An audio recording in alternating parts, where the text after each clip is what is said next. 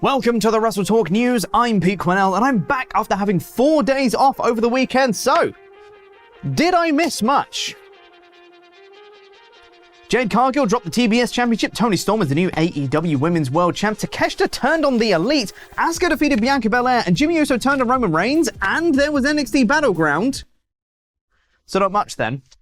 But how many of those shocking moments on the WWE side were actually chosen by Triple H, and how many were done by Vince McMahon? Vince's return to WWE has been shrouded by fear and panic by many WWE fans, as they didn't want their precious Triple H-led WWE programs to be marred by the old Vince ways, and for the most part, it stayed pretty intact. For the most part. Looking at you, Omos versus Lesnar, and Omos versus Rollins, and Omos in general. While it still definitely feels like a Triple H product, there are still hints of Vince-isms across WWE's programming, which seems to be a pretty accurate representation of what's happening backstage right now, as according to Fightful Select, Vinnie Mac is still very much involved with the creative process. He's just not there in person every week, with him making changes remotely. These changes are reportedly with heavy alterations when he does call them in, but talent maintained that things are still better now than they were when Vince was in charge before, noting more flexibility in promos as a key factor. Despite this improvement though, there are still those who are reportedly on guard for if Vince just decides he's in charge again and barges in backstage. However, the belief reportedly is that Vince realized the chaos that was caused by just being backstage, so has opted to work remotely instead. And perhaps one of those last-minute changes from Vince came in on last night's Raw, as prior to the show, Fightful Select were reporting that Tommaso Ciampa was backstage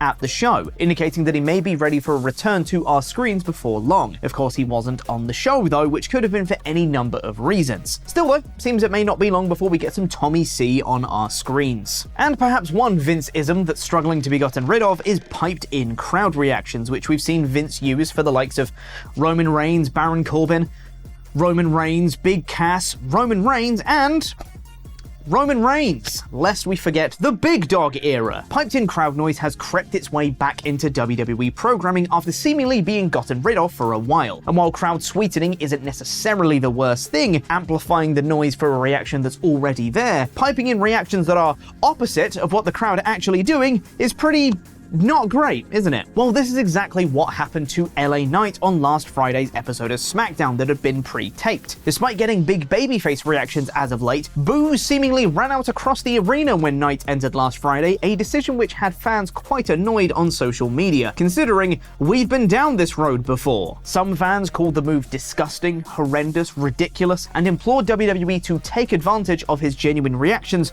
rather than pushing them away. Now, as mentioned at the top of the show, Toni Storm became the new AEW Women's World Champ at Double or Nothing, besting Jamie Hayter courtesy of some Outcast interference prior to the bell. The last time Toni Storm won the same belt, though, at the time it was called the interim title, she had some choice words for Thunder Rosa on the press conference, and now, on the press conference after Double or Nothing, Storm once again had some thoughts, but this time about the creative decisions TK had made about that interim belt, while sitting next to TK. Great stuff. It felt extra special this time. I'm sure we can all agree that the interim thing was bullshit, right, Tony? So, in a way, she was still calling out Thunder Rosa at the same time. I don't think the Outcast will be on the Collision side of the brand split, you know? And now, let's head over to Luke, shall we?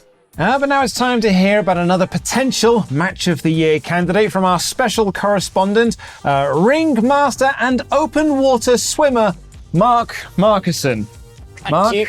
Nice to see you as always. Always a pleasure, Luke. How was your weekend? I don't care. This week, would you believe we're going to Japan for the King of DDT 2023 final between Chris Brooks and Kazusada Higuchi? I'm telling you, Japanese wrestling just hits different. And speaking of hitting, these two bashed each other to bits, punches, headbutts, kicks, and slaps galore. There was more slapping here than a catfight in a Liverpool nightclub. There was more slapping here than on thighs at a pantomime. There was more slap... That'll do, Pick. I'm sorry, I thought you American fans needed everything spoon-fed to you.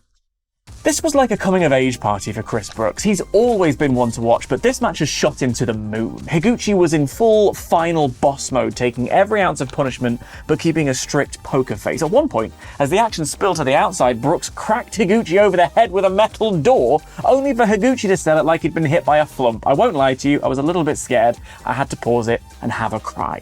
Finally covered in welts and bruises, Brooks bent Higuchi's arm straight backwards like his own personal Stretch Armstrong, causing Higuchi to pass out from the pain. It's the best David and Goliath story since David and Goliath, obviously. It was outstanding.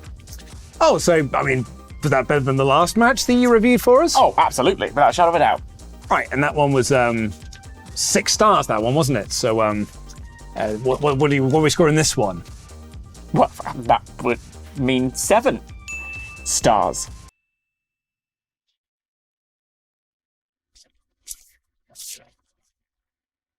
Thank you, Mark. Yeah, you know where I am if you need me. Yeah, Okay, cool. yeah, thank you.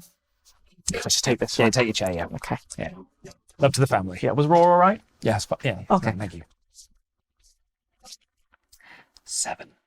Now it's time for my review of Monday Night Raw, aka Brand Split LOL edition of Monday Night Raw, in about 5 minutes. The show opened with the new World Heavyweight Champion Seth Rollins coming out to enjoy the adulation from the crowd who showered him in chants of "You deserve it." This brought out SmackDown's AJ Styles to give him some congratulations, and this brought out Judgment Day, who said that any one of them could beat Rollins to be the new champion. Finn Balor, Damian Priest, even Dominic Mysterio. More on that later. And now that the Bloodline have imploded, that means Judgment Day are the most dominant faction in WWE. And the challenge was laid out for a tag match with Rollins and AJ for later in the night. Brand split, LOL, etc. Ricochet beat The Miz to qualify for Money in the Bank, and then Trish Stratus came out for a promo where she... Pete, what are you doing?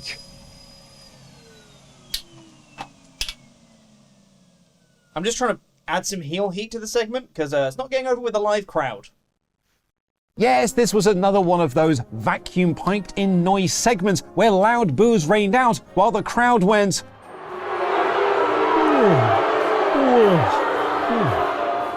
It wasn't a great promo, to be fair, and it brought out Zoe Stark to cut the generic "I made a statement" promo. Becky came out to brawl, and the heels left her laying. Not the most inspired follow-up to a hot angle at the pay-per-view, but it was serviceable, I guess. Sadly, the piped-in crowd noise is only reserved for Trish Stratus, it would seem, as they let Indus Sher wrestle to absolute silence as they beat 2 lads, one of which might have been Matt Hardy. Hey, do you like talking? Well, here's some more, as Kevin Owens and Sami Zayn came out to cut a promo, but were interrupted by Imperium to set them up as future contenders for the tag team titles, which would be a good idea if Kevin Owens and Sami Zayn hadn't already beaten them twice in the last few weeks. Alpha Academy came out with Maxine to a great reaction, and it set up a tag match between them and Imperium. There were some shenanigans with Maxine and Valhalla, and the friendship between Chad and Maxine is quickly becoming one of the better things on Raw, and Imperium won in a convincing manner. Again, this would really set them up as future contenders for the tag titles if the champions hadn't beaten them twice already. Perhaps the highlight of all of this was Owens and Zayn doing a better job on commentary than Corey Graves and Kevin Patrick, although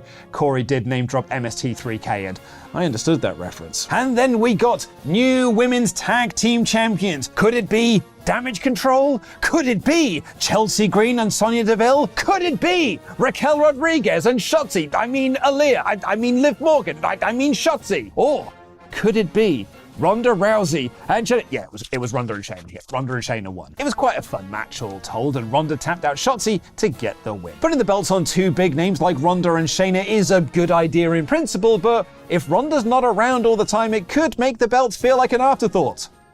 Again, plus 3 women in this match are from SmackDown. Brand split LOL. JD McDonough and Dolph Ziggler went to a double counter when JD beat Dolph up too much around ringside. This wasn't really about winning for JD. It was about sending a message, and it was a pretty good one. Cody Rhodes cut a promo on Brock Lesnar and said that he was laying out an open challenge for the Beast. Anywhere, anytime, he wants a rematch. It was a very good promo, but Cody saying that he's essentially clearing his schedule for a Brock rematch sounds like it's taking him out of Money in the Bank. He didn't bring it up in this segment, and that doesn't mean he can't have a qualifier in the coming weeks. It just feels like that's not his focus at the moment. Brock is. Like, Matt Riddle was interviewed backstage about his Money in the Bank qualifier in a couple of weeks, and that was used to continue to spin the plate of his feud with Gunther for the IC title. They also announced a couple of other qualifiers for Money in the Bank next week, with Becky Lynch taking on Sonya Deville and Zoe Stark facing LOL Natalya LOL. And Shinsuke Nakamura beat Bronson Reed in a very good match for his qualification in Money in the Bank. The finish was also really cool, with Nakamura needing to hit 3 Kinshasas to put the big man down, which Kevin Patrick sort of missed. The focus on Money in the Bank was actually the strongest aspect of the show, but this week's Raw ended with your new World Heavyweight Champion in tag action with AJ Styles against Finn Balor and Damian Priest. And they did a little switcheroo teasing that Dominic was going to be in the match, and I think Dom not being in this match is key. Because Seth and AJ won after 2 stomps by Rollins to Priest. You know, Damian Priest, the guy that WWE are particularly high on backstage because they see him as a future main eventer. Well, they just pinned him here in this tag match by the World Heavyweight Champion. Now, they did put him over strong because it did take 2 stomps to put him away. But I really do think that Dominic not being in this match and therefore not taking the pin kind of lines him up to possibly be in Money in the Bank and maybe even win it. They kind of made jokes earlier in the night that Dom seems like the least likely to face Seth Rollins and win the World Heavyweight Championship. And I wonder if that's a seed being planted to be paid off at the pay-per-view. But this was quite the pedestrian episode of Raw. Look, all the hot stuff in WWE right now, aka The Bloodline, is on SmackDown. So Raw needed something big to follow up with, and well, this wasn't it. It was your average episode of Raw, and as per usual, it's 3 out of 5. Now, if you don't mind, go and watch Ollie Davis's review of Double or Nothing. I need to finish the job that Pete couldn't, so please, excuse me, go watch the video. Go watch the video. He's just not very good and looks like a shadow of his former self. It's depressing. The final few minutes were fun though, with Jeff managing to land all his swanton weight on a Double Guns cover, Double Guns title of my next wrestling pay-per-view, and Hook got the submission win. The main card began with